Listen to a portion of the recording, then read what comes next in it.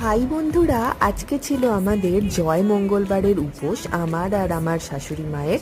তো সেই জন্য আমরা দুপুরে লাঞ্চে কি খেলাম সেটাই আজ তোমাদের সাথে শেয়ার করছি। প্রথমেই আমাদের লাঞ্চে কি খেতে হবে না, ফলাহার। সেই জন্য প্রথমেই ছিল বেশ কিছুটা আম।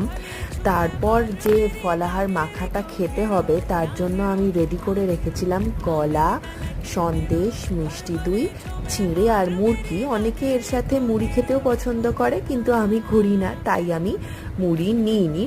আর সত্যি কথা বলতে কি, আমার এই উপোসের দিনে চিঁড়ে মাখা বা সাবু মাখা এই জিনিসগুলো খেতে কিন্তু খুবই ভালো লাগে। অনেকের হয়তো নাও ভালো লাগতে পারে, কিন্তু আমি বেসিক্যালি মিষ্টি খেতে খুবই ভালোবাসি, তাই এই মিষ্টি মিষ্টি ফলাহারটা খেতে আমার খুবই ভালো লাগে। এবং এটা দেখো মেখে নেওয়ার পর এটা খাবার জন্য রেডি। সবার খাবার পর তারপর আমরা এটা খেয়েছিলাম। তো এটা খেতে কার কার ভালো লাগে বলে